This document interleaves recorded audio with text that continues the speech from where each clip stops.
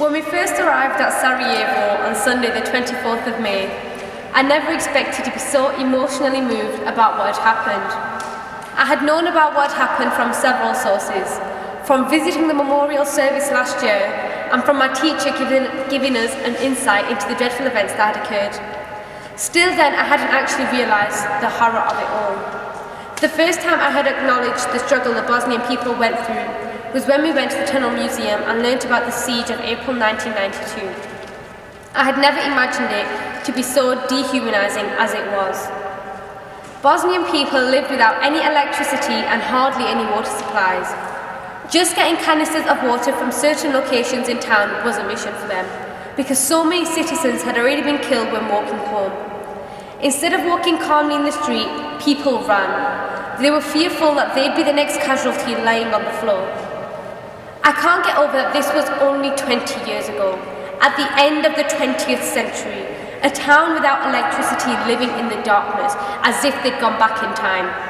So they created oil lamps for light and other handy inventions to make do with what they had, which wasn't a lot.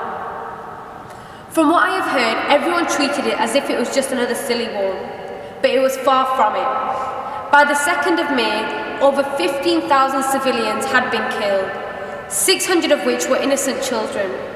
That is a disgraceful amount. Just like the substantial amount of male citizens that were persecuted and brutally murdered because of their religion and race. To be precise, 8,372 of them were brutally murdered within a space of 4 days. Separated from their families and stripped of their identities, these men and boys must have had no hope by the end. When I was first told about the genocide in Srebrenica, I was appalled. In fact, the word appalled is an understatement. This was the worst type of ethnic cleansing since World War II. Most of their sisters and mothers were raped by the enemies, being laughed at while they lost their dignity. I can't even begin to picture the terror that they must have gone through. This occurred in Europe, on European soil. Murder after murder after murder.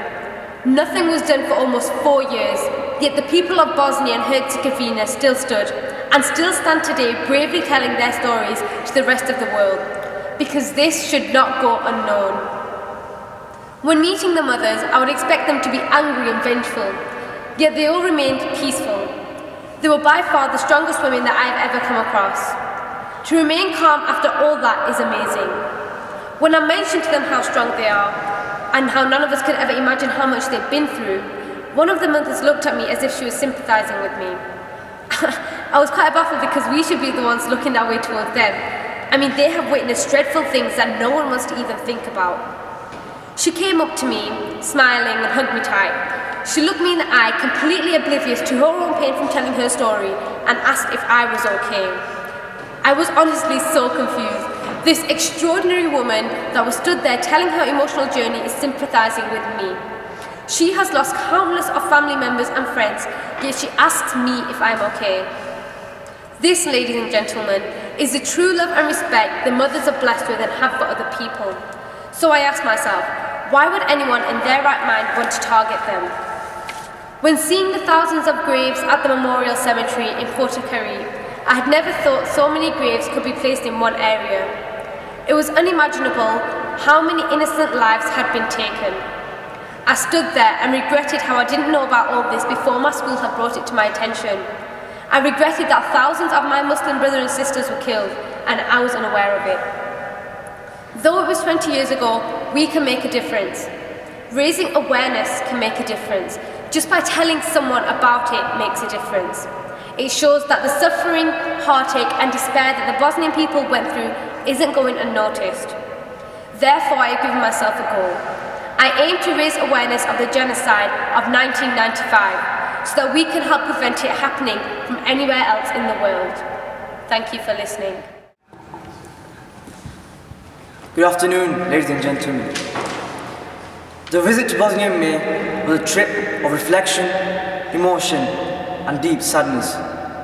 Before going there, we did not anticipate what we saw, and it came as a huge shock to us when we discovered more about a genocide that took place in 1995. To know that roughly 8,700 Muslim men and boys was systematically killed without the intervention of any country still leaves me confused, perplexed and bewildered. I learned quite a few things in Bosnia. One being that we have a duty, all of us, to ensure that knowledge of this barbaric event is prevalent throughout all parts of society. Whilst listening to the poignant stories of the mothers, I looked at the colossal amount of graves surrounding us and realised how lucky I was, how lucky we all are, how lucky I am to be living in parts of the world where I can live in peace, harmony and tranquility with most of my neighbours. How lucky I am to know that such sadistic acts will not ever happen to me or my family. How lucky I am to know that I will never ever have to go through the suffering and adversity the mothers and the victims have so badly experienced. The worst part of it is the fact that we saw them and we had to stand there and watch them. And we saw how inconsolable they were, how disconsolate they were, yet we cannot do anything. Because even today, they still live a struggle. They wake up in a struggle and they go to sleep in a struggle. They still live amongst the soldiers, the nationalists, these callous people who committed these atrocities 20 years ago. But these people still walk free without any punitive measures imposed upon them. And they do not have to face any justice. They live freely, they face no punishment, yet they murdered thousands. The impact this has on the victims is devastating. These women still have not found the bones of their loved ones. The mothers, sisters and daughters wake up every day hoping to get that phone call, where they can find out that they can finally bury their loved ones, because their bones have been identified. But the hard truth and reality is that identifying their loved ones is such an arduous and complicated process. I learned that to identify the bone of a person, the percentage has to match by 99.99%, and if it is under that, then it cannot specify who it is. There are many corporations and companies that do this in Bosnia and work immensely hard every day to do this.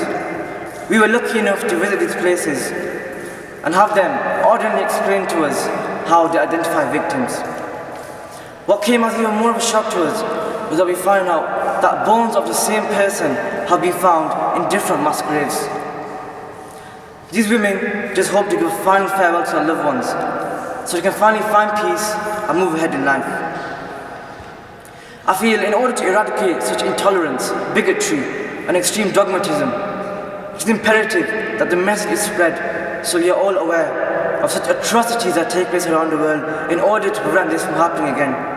I feel as the least we can do, as acts of benevolence and compassion, to help those that are still suffering, to alleviate their despondency and disheartenment. Over the space of 4 days, I became more grateful for what I have, and I feel the visit changed me as a person, and making me more accepting, open-minded and tolerant than I already am. By being here, it allows us to commemorate the perished victims and galvanizes us to spread more awareness so we all accept each other and finally live together in peace. Thank you. How many times a week do we hear about shootings, rape, murders or hate crime in the news? We are constantly made aware of conflict and mayhem both at home and around the globe. Our television screens, newspapers and even our social media sites are littered with shocking images of brutality and the aftermath of crime. On returning home from Bosnia, I found myself questioning how affected we actually are by these news stories. I've come to realise that I'd almost become immune to them. Every incident was just another news story, and frankly it was very easy to simply switch television channel or shut down that website and not give the event the full appreciation deserved, unable to fully empathise with the victims involved. In May this year, however, I was one of 6 staff and 14 Witton Park Academy students privileged enough to visit Bosnia and the site of Srebrenica, where, as we've heard today, over 8,300 innocent Muslim men and boys were killed. As a 27-year-old woman who actually prides herself on her knowledge of current affairs, I'm sad to say that I actually knew nothing about Srebrenica prior to visiting. I was walking around unknowingly immune to this story. However, what I heard and the inspirational people that I met during the visit left me feeling both a deep sadness about the sacrifices made, but also a fierce sense of hope and passion that we can learn from such events and now have a duty to promote tolerance within our local community. During the visit, we met many individuals directly affected by this conflict. Most moving and inspirational were the mothers of Srebrenica. These women sat and openly described to us their loss and grief after the murders of their sons, husbands, brothers. I expected these women to be angry, bitter about the events of 20 years ago. However, the predominant emotion was a passion that our young people take the message of tolerance and peace home, that we gain a realisation of how easily such atrocities can transpire in a community. They were desperate for their sons and brothers not to be forgotten or dismissed by an immune audience, but to be remembered as the faces of a genocide on our doorstep just 20 years ago. Whilst in Bosnia, the students and staff also visited a mortuary where the remains of victims are still being collected and identified, with the aim of returning them to their families. We saw the scale of murder in the shelves upon shelves of body bags. However, strangely, it was seeing the personal belongings of each individual that was as moving. It brought individuality and personality to the sea of body bags. Each article reminded us that these were husbands, brothers, fathers and sons that had been lost. It was in this room that each of us faced war in the truest, darkest sense and realised the scale and horror of the events of 1995. I despaired at hearing of the movement of mass graves, the placing of victims' bodies in a front-line formation to appear that these civilians had fought back. However, with every harrowing fact, we were met with an incredible sense of peace. Not bitterness or resentment, but a sadness and overarching drive that we should both know about this event and strive to prevent a recurrence.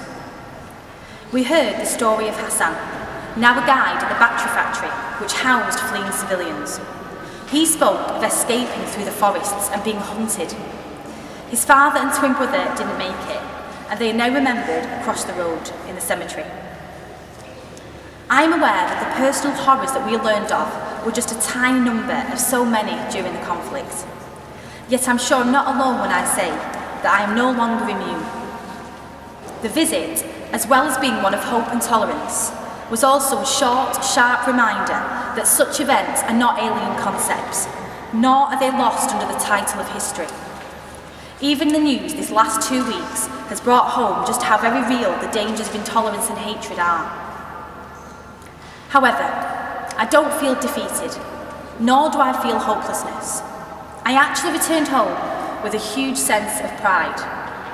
I watched as the students of Witton Park appreciated how easily a diverse community could divide and implode, how urgent the need for knowledge and tolerance is, and how proudly they took on the responsibility that we all share to tell of the events of Srebrenica and fight an attitude of division and social isolation. We commonly hear about how fractured and divided our local community is. But actually, I have faith that we are united. I have huge faith in our young people that lessons can and will be learnt if only we talk to them and take on the difficult conversations that follow. As our guide in Bosnia so beautifully articulated, we shouldn't define ourselves by our differences, but value our shared identity, irrelevant of culture or belief system.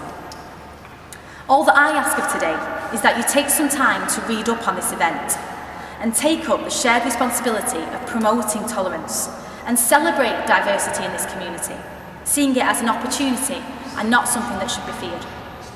Thank you.